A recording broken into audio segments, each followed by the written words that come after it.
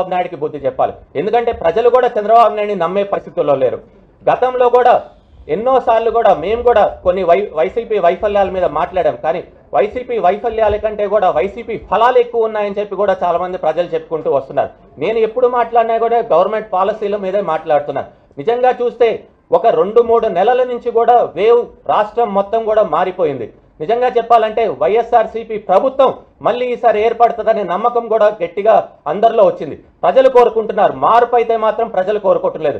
మళ్ళీ కూడా ముఖ్యమంత్రి శ్రీ జగన్మోహన్ రెడ్డి గారే వస్తారని కూడా అందరూ కూడా కోరుకుంటున్నారు. ఇది నేనే కాదు, ప్రతి ఒక్క రూరల్ ఏరియాలో కూడా ప్రజల్లో కూడా అందరిలో ఉంది. చిన్న చిన్న ఎక్కడన్నా ప్రభుత్వం ఉంటే కనుక తప్పకుండా ప్రభుత్వ వ్యతిరేకత అనేది కొద్దిగా ఉంటుంది. కానీ వ్యతిరేకత కంటే కూడా లాభం ఎక్కువ ఉందన్న దగ్గరే కూడా ప్రజలు కూడా సముఖంగా ఉంటారు. తప్పకుండా రాబోయే రోజుల్లో కూడా ప్రతి ఒక్కరు ప్రజలు ఆలోచించాలి. ఎందుకంటే జగన్మోహన్ రెడ్డి ముఖ్యమంత్రి అయినప్పటి నుంచి కూడా ఎన్నో పథకాలు తీసుకొని వచ్చారు. బడుగు బలహీన వర్గాలకి అండగా ఉన్నారు. నా ఎస్సీ, నా బీసీ, నా మైనారిటీ అని ఏకైక ముఖ్యమంత్రి ఎవరు ఉన్నారంటే అది జగన్మోహన్ రెడ్డి గారే. అదేవిధంగా ప్రతి ఒక్కరు మధ్యతరగతి వాళ్ళు కూడా ఈరోజు బాగా ఉన్నారు. రైతులకు కూడా ఈరోజు చూస్తే గిట్టుబాటు ధర వస్తుంది.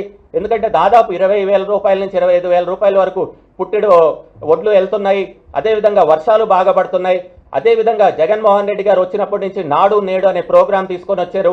ఫీ రీఎంబర్స్మెంట్ చేస్తున్నారు, పింఛన్లు ఇస్తున్నారు, వాలంటీర్ వ్యవస్థను తీసుకొని వచ్చి ప్రతి ఒక్కరికి ప్రజల దగ్గరికి వాళ్ళే వెళ్ళి పనులు చేసేటట్టున్నారు. అదేవిధంగా సచివాలయాలు కూడా ఓపెన్ చేశారు. గతంలో మనం కలెక్టర్ ఆఫీస్కో, ఎంఆర్ఓ ఆఫీస్కో, ఆర్డీఓ ఆఫీస్కి వెళ్ళాలి. ఇప్పుడు అవన్నీ లేకుండా మన సచివాలయంకి వెళ్తే పనులు కూడా అవుతున్నాయి. తప్పకుండా ప్రజలు కూడా ఆలోచించాలా. ఎందుకంటే ఎక్కడ చూసినా కానీ అభివృద్ధి లేదంటున్నారు. కానీ అభివృద్ధి అయితే మనకి నెల్లూరులో కూడా బాగా కనపడుతుంది. ఎక్కడ చూసినా కట్టడాలు ఎక్కువైపోయినాయి. భవన నిర్మాణ కార్మికులకి పుష్కలంగా పని దొరుకుతుంది.